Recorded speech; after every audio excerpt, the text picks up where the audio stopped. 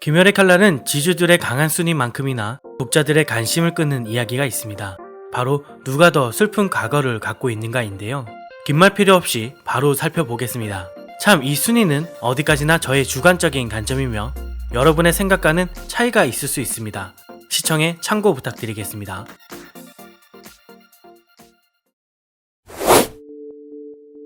(9위는) 연주 칸노지 미츠리입니다. 칸노지 미츠리의 과거는 나인체로라는 키워드로 정리됩니다.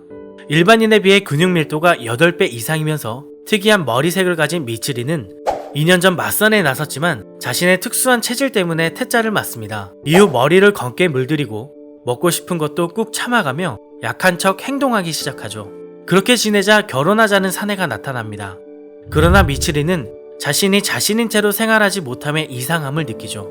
이어지는 장면에서 우부야시키는 미츠리에게 멋지다라고 말해주며 자신의 강함을 자랑스러워하라고 이야기해줍니다. 그렇게 미츠리는 부모님으로부터 받은 튼튼한 신체로 기살대의 일원이 되어 오니로부터 사람들을 지켜갑니다. 무엇보다 여자임에도 그렇게 강해도 되냐는 사람들의 편견에 무서워했지만 이제는 다른 누가 아닌 미츠리가 되었습니다. 자신이 주가 된 이유는 결혼할 사람을 찾고 싶어서라고 이야기하는 미츠리가 참 매력있네요.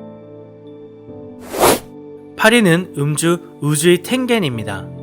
우주이 텐겐의 과거는 목숨을 소중히라는 키워드로 정리됩니다. 우주이 텐겐은 세태에 가는 시노비 일족 출신입니다.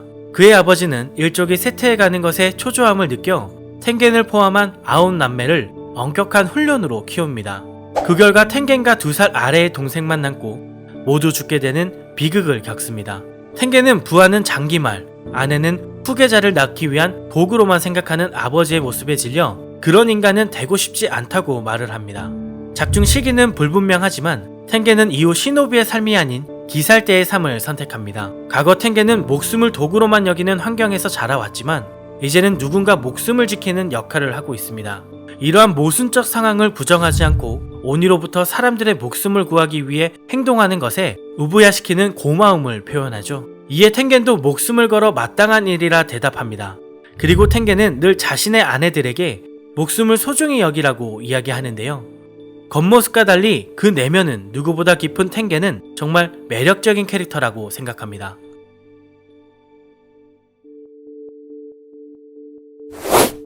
7위는 수주 토미오카 기유입니다. 토미오카 기유의 과거는 자격 상실이라는 키워드로 정리됩니다. 합동훈련편에서 탄지로의 끈질긴 대화 시도 끝에 기유는 자신의 과거를 이야기합니다. 대뜸 자신이 최종 선별을 돌파하지 못했다고 말이죠. 그는 사비토라는 같은 나이에 또 똑같은 고아인 소년과 함께 선별을 치렀습니다. 그러나 선별의 결과는 사비토를 제외한 전원이 합격했죠. 기유는 당시 자신에게 덤벼온 귀신에게 부상을 입어 몽롱한 상태였고 이를 구해준 건 사비토였습니다. 그 후 또 다른 일을 구하기 위해 사비토는 또다시 이동했죠. 그렇게 정신을 차리고 보니 선별은 끝나 있었고 7일간 살아남았기에 합격할 수 있었습니다. 그러나 사비토는 결국 돌아오지 못했죠. 기유는 자신이 수주가 될 만한 인간이 아니라고 이야기합니다. 그리고 지금 지주들과는 어깨를 나란히 할 제목도 아니라고 말하죠. 그는 지주가 된 지금도 선별시험에서 오니 하나 죽이지 못하고 통과한 자신을 자책하며 지내고 있습니다. 네지코를 죽이지 말아달라는 턴지러에게 소리치는 생사여탈권 장면은 마치 자기의 아픔을 대변하는 것처럼 보여집니다. 그렇게 탄지로에게 나약한 소리보다는 스스로 자신과 소중한 것을 지킬 수 있는 사람이 되라고 이야기한 것은 아닐까요? 작중 탄지로는 사비토가 기유에게 맡긴 것을 잊지 않을 거냐고 묻습니다. 이에 기유는 멍한 듯 멈춰서죠. 누나인 치타코와 사비토가 자신들의 목숨을 희생하며 미래를 맡긴 것이라는 의미를 되새기며 지주로서의 훈련에 임하게 됩니다. 누구나 뜻밖의 운으로 자격을 가질 수도 있습니다. 그리고 그 자격이 때때로 공정한 것이 아닐 수도 있죠. 오니 하나 제대로 잡아보지 못하고 기살대가 된 기유는 분명 자책하며 악착같이 스스로를 단련했을 것입니다. 그리고 자신을 지금의 자리에까지 올 수 있도록 해준 존재들을 위해 누구보다 고독한 시간을 버텨왔습니다. 그럼에도 수주의 지위는 사비토에게 어울린다는 생각을 갖고 있죠. 그러나 지금의 수준한 지위는 그 누구도 아닌 기유 스스로가 만들어낸 것입니다. 부끄러운 과거를 잊지 않고 끊임없이 자신을 단련했을 기유가 당당해졌으면 좋겠습니다.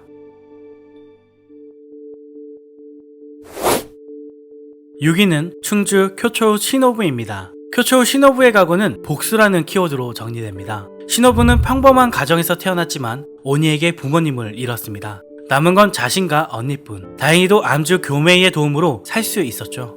이후 그녀는 교메이의 모습을 보며 그처럼 강해져서 사람들을 지키고 싶다고 생각합니다. 그리고 오니를 하나라도 더 많이 쓰러뜨려 자신들과 같은 슬픔을 다른 사람들이 느끼지 않게 하기 위해 노력합니다. 그러나 언니인 카나에는 결국 오니에게 죽게 되죠. 카나에는 마지막 유언으로 시노부가 기살대를 그만두었으면 한다는 바람을 내비칩니다. 하지만 오니에게 모든 가족을 잃게 된 시노부는 눈물을 흘리며 반드시 원수를 갚아주겠다고 소리칩니다. 사실 원작에서는 지금까지의 이야기가 전부입니다. 그러나 소설판에서는 교메이와의 관계나 쿄초 자매의 지혜로움이 묻어나는 이야기가 추가되어 있죠. 작중 탄지로는 시노부에게 화가 나셨나요? 라는 말을 건넵니다. 이에 대해 시노부는 어쩌면 언제나 화가 나 있을지도 모르겠다고 이야기하죠. 시노부의 분노는 사랑하는 언니와 가족을 모두 오니에게 살해당한 것에서 시작되었습니다. 또 오니에게 소중한 사람을 빼앗긴 사람들의 눈물을 볼 때마다 그 분노는 계속해서 시노부의 내면에 쌓여만 갔습니다. 그렇게 오니를 없애는 것은 할 수 있느냐 없느냐의 문제가 아닌 해야만 하는 일이라 여겨졌죠. 그러나 그러한 이상을 추구하기엔 자신은 너무나도 나약한 존재였습니다. 소중한 사람을 지키기엔 손도 발도 근육도 모두 작고 힘도 없었죠. 그러한 단점을 시노부는 지혜로서 대신했습니다. 소설에서는 평범한 삶을 살라는 교메이의 말에 당신 같으면 그럴 수 있겠냐고 반박하고 당신 또한 기살대에 들어왔지 않느냐며 오히려 교메이를 할 말 없게 만들어버리죠. 돌을 옮기는 가재는 땅을 파 이동시키는 지혜로 통과했습니다. 무엇보다 찌르는 형태의 검술과 독을 주입하는 전투 방식은 신체적 조건을 뛰어넘은 시노부반의 지혜라고 보여집니다. 안타깝게도 언니에 대한 복수는 하지 못했지만 지쳐가는 속에서도 끝까지 언니의 의지를 이으려고 한 그녀가 너무나도 매력적으로 다가옵니다.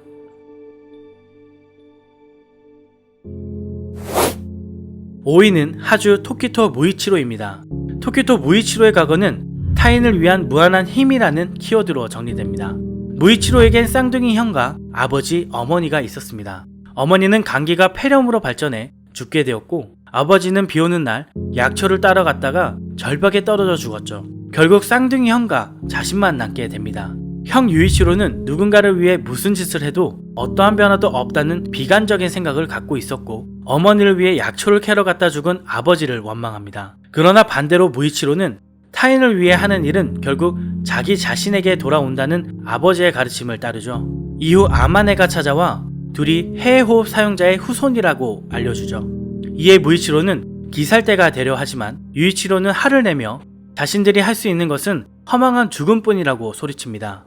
이후 둘은 대화를 하지 않게 됩니다. 그렇게 시간이 흘러 어느 더운 날 문을 열어두고 잠을 잤더니 오니가 찾아왔습니다. 그 오니가 말하길 빈곤한 나무꾼은 있든 없든 변하지 않을 시시한 목숨이라고 무시하며 쌍둥이 형제를 공격하죠. 그때 무이치로는 격한 분노를 느끼며 기억을 잃은 채 오니를 죽입니다. 정신을 차려보니 형인 유이치로는 오니의 공격에 의해 목숨이 위독한 상태였습니다. 타인을 돕고자 했던 동생을 구해달라고 애원하는 유이치로. 그는 결국 무이치로의 무가 무한의 무라는 말을 전하며 죽음을 맞이하게 됩니다. 결국 유이치로는 동생의 삶의 방식이 맞다는 것을 느끼면서도 그 삶에 확신이 없었던 것으로 보입니다.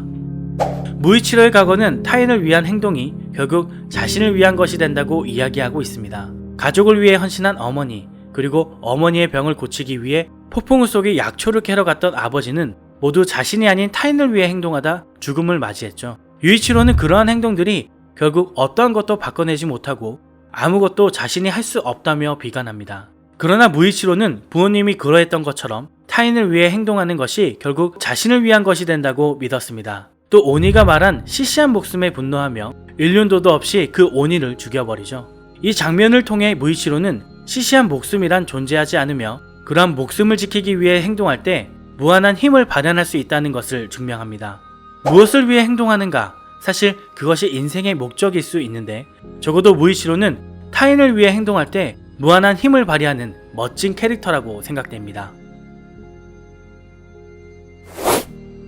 4위는 사주 이구로 오바나이입니다. 이구로 오바나이의 과거는 자기 혐오라는 키워드로 정리됩니다. 오바나이는 무잔에게 향하며 사람을 죽여 사욕을 채워온 더러운 혈족의 인간이라고 이야기합니다. 그의 일족에서 370년 만에 남자아이가 태어났고 그 아이가 바로 오바나이였습니다. 그는 태어나서부터 쭉 감옥에 갇혀 살았는데 밤이 되면 거대한 무언가가 기어가는 듯한 소리를 들으며 공포에 떨어야 했습니다.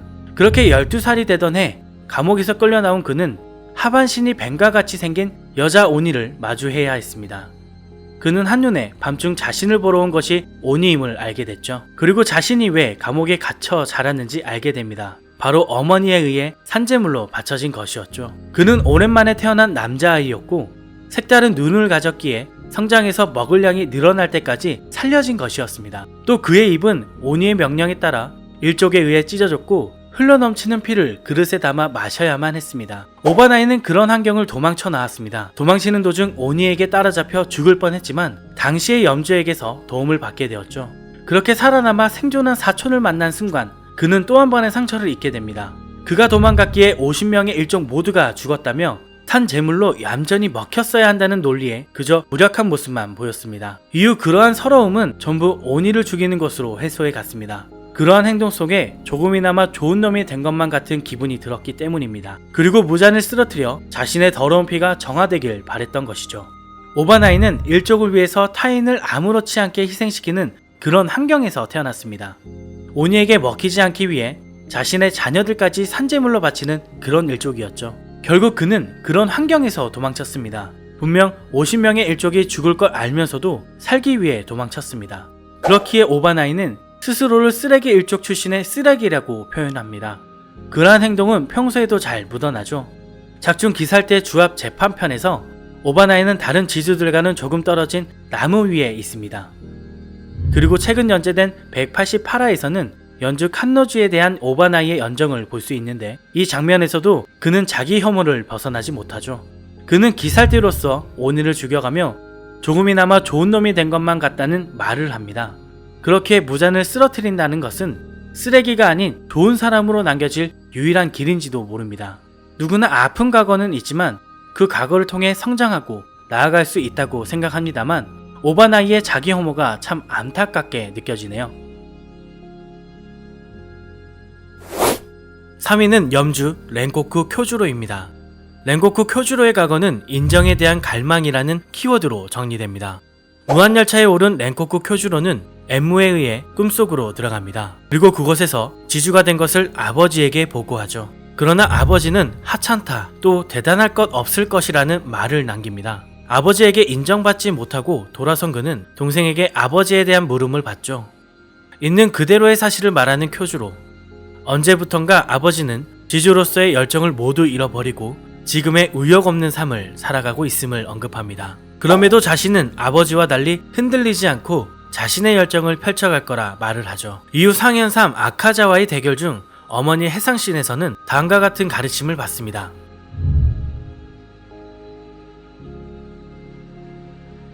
그리고 이어지는 말에 약한 이를 구하기 위해라는 말을 듣게 되죠.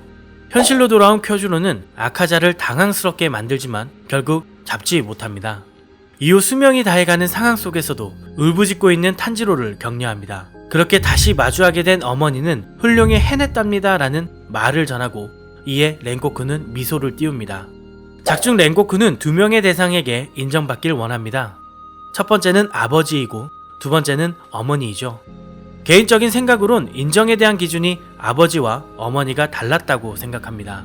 아버지의 경우 오니로부터 인간을 지킨다는 육체적 그리고 현실적인 강함을 추구했다면 어머니의 경우엔 어떠한 경우에도 꺾이지 않는 의지, 정신의 강함을 추구했죠. 렌고쿠는 작중 육체적 한계에도 불구하고 아카자를 끝까지 괴롭힙니다.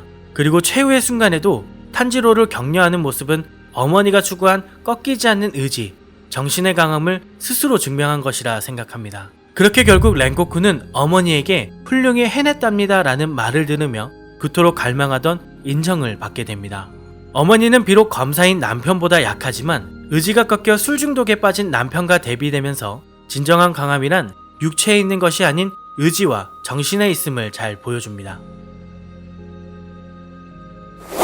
2위는 암주 히메지마 교메이입니다. 히메지마 교메이의 과거는 믿음에 대한 배신이라는 키워드로 정리됩니다. 스님이었던 교메이는 눈이 보이지 않지만 9명의 갈 곳 없는 아이들을 기르며 가족처럼 살았습니다. 하지만 어느 날 밤 교메이의 말을 무시하고 절로 돌아오지 않았던 한 아이가 오니를 만나게 됩니다. 그리고 그 아이는 자신이 살기 위해 절에 있던 교메이와 남은 8명의 아이들을 오니에게 바치죠. 절 안으로 들어온 오니는 곧바로 아이들을 죽였고 남은 4명의 아이들은 두려움에 떨고 있었습니다. 교메이는 어떻게든 이 넷을 지키려 했지만 가장 어린 사요를 제외하고 나머지 셋은 어둠 속에서 도망치다 죽음을 맞이하게 되죠. 그렇게 남은 사람은 교메이와 사요뿐이었습니다. 교메이는 사요만큼은 지키겠다고 마음먹고 오니와 싸우게 됩니다. 스스로도 두려워질 정도의 위력으로 오니와 맞서던 그는 날이 밝을 때까지 오니의 머리를 계속 박살냈죠. 그렇게 목숨을 걸고 지켰던 사요는 달려온 사람들에게 진실을 이야기하지 않습니다. 오히려 교메이가 모든 사람을 죽인 괴물이라고 표현하죠. 교메이의 각오는 믿음에 대한 배신입니다. 첫 번째 배신은 귀신을 만난 아이, 즉 자신이 살고자 다른 아이들과 교메이를 바친 믿음의 배신이죠. 눈도 보이지 않던 교메이는 풍부하지 않지만 사이좋게 서로를 도우며 가족처럼 살았습니다. 그리고 쭉 그러한 일을 해나갈 생각이었죠. 그러나 이 배신으로 교메이의 생각은 무너져 버렸습니다. 두 번째 배신은 지키겠다고 이야기했지만 자신을 믿어주지 못하고 도망간 3명의 아이들입니다. 교메이의 표현에 따르면 왜소하고 큰 소리도 치지 못하며 눈도 보이지 않는 어른은 도움이 되지 않는다는 판단에 도망갔을 거라 이야기하는데요. 어찌되었건 그들은 오니에게 죽게 되었죠. 그리고 마지막 3번째 배신은 끝까지 목숨을 걸고 지켜낸 사요가 저지릅니다. 날이 밝을 때까지 오니의 머리를 계속 박살내며 사요를 지켜냈지만 날이 밝아 찾아온 사람들에게 사요는 오니가 아닌 교메이를 아이들을 죽인 괴물이라 표현합니다. 교메이는 아이들을 누구보다 소중히 했다고 생각합니다. 그런 만큼 그들을 지키려 했죠. 그러나 아이들은 본성에 의해 행동하며 교메이의 믿음과 반대되는 행동들을 해나갑니다. 그리고 그것이 교메이의 슬픈 과거가 되었죠. 이러한 과거의 기억은 탄지로를 끝까지 의심하는 모습으로 그려졌는데요. 다행히도 이제는 누구보다 그를 지지하며 머리를 쓰다듬는 모습이 아름답게 느껴졌습니다.